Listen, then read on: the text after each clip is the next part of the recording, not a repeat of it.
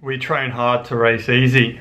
Some really useful words given to me once by one of Australia's top runners and coaches, Brendan Davies. Words that I've been using ever since to help me with my training and my racing, and ones that I certainly put into action for my preparation in the lead up to the 2019 Great Wall Marathon, which is a race I managed to take the win out on. So when Brendan asked me to do a race report on it, I thought I'd make this video, which I'll break down into the reasons why I wanted to do this race, a little bit about my preparation for it, and how I executed my race strategy. My first marathon was on the Great Wall of China in 2009, so 10 years ago. I went into the race having no idea what I was getting myself into, so I was really underprepared. I hadn't trained for it properly. Ended up being a pretty brutal ordeal.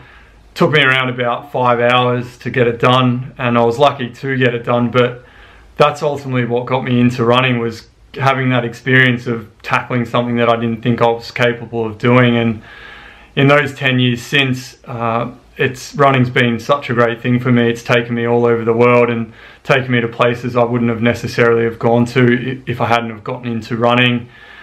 And also it's helped me grow a lot as a person and really helped me find out more about myself. So I thought, what better way to celebrate those 10 years of running than by going back to where it all started and going back out to the Great Wall, and this time going there to have a crack at trying to win the race.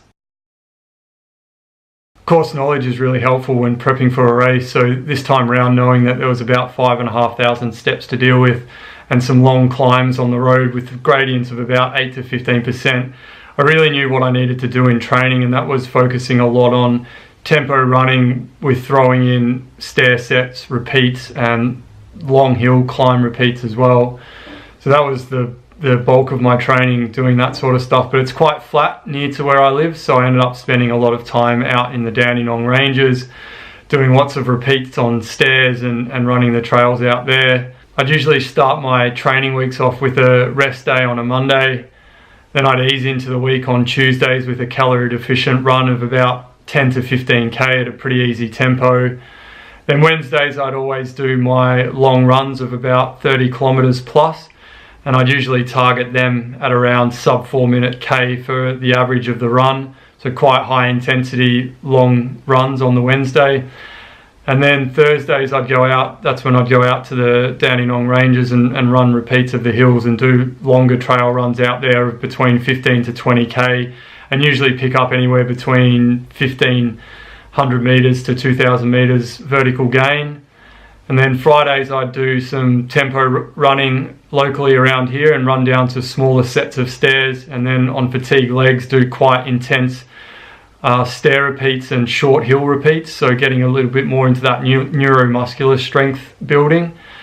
And then on Saturdays I'd do VO2 max sessions on a track, and then Sundays would be more of just a nice tempo run out on the mountains, getting in a bit more vert, usually around 20k run with maybe 700 to 800 meters, trying to do it at a bit of a race tempo.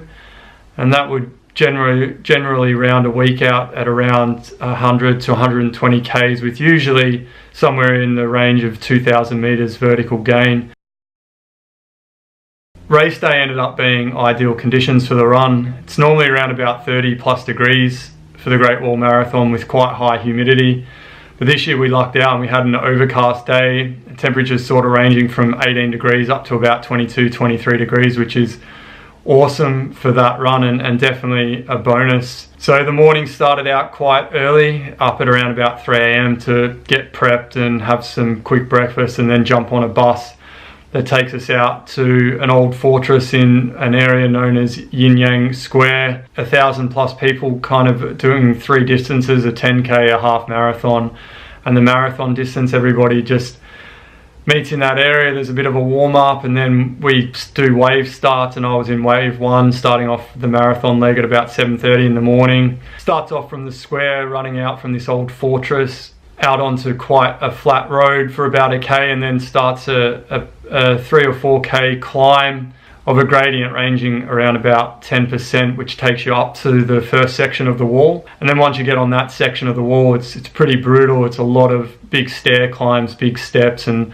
undulation and uneven footing, and it had been raining the night before, so it was quite slippery and pretty sketchy in some areas. So you run across that wall section for a few K, and then down what's known as the goats track, which takes you back down into the square, and then you run around the fortress before heading back out onto the road. Once you're out on the road, it's a really great run. The scenery is really quite unique, and do a lot of long climbing up into these old villages and running around with all the locals out of their front of their houses and cheering you on, and all these little kids with their Chinese flags out and big smiles on their faces. Really beautiful part of the run, and that's where I'd really targeted my race. I knew if I could get through the first 10K and over the wall in around about 50 minutes, that'd put me out the front of the field. And if I was at the front of the field, I was going to use this nice road section and through the villages to kind of set the pace and try and build a bit of a lead. And this is the part of the course where the prior knowledge and training really started to pay off. I was super comfortable holding a 4 minute per K pace for most of this section on the sealed roads. Kept everything quite conservative until around about the 25K mark, where the course loops around and starts to head back to the start finish area. Get some really nice downhill stretches here, and I use those to push my pace a little bit and build a bit more of a gap, knowing that the wall, the climb back over the wall was coming up. So definitely wanted to be out in front for that, and got back to the fortress and then back up onto the goat track, which is by far the most brutal part of the course. It's got some really big stair sections, and it picks up about 300 meters vertical over about 2.5K. And again, it's just on those sketchy steps, and yeah, it's really brutal. And that's what nearly broke me in 2009. But again, this time around, I knew how to grit the teeth and knew that it would soon be over, and that there was a nice 5K downhill stretch to the finish coming up. So kept that in mind, and once I got up over the wall and onto that final stretch, I felt good and was able to bring the run home quite comfortably out in front, and crossed the line in first place in just over 3 hours and 25 minutes, which was about 90 minutes quicker than my time around in 2009. So really happy and pleased to see how far my running had come, and happy to get the win, and not too sure when I'll get to run on the Great Wall of China again. So for now, I'll just take that experience with me into my next race. Maybe in another 10 years time, I'll get to go out there and see where my running's at. But until then, we'll just see where this all goes. And thanks for giving me an opportunity to share a little bit about my race, and until next time, cheers.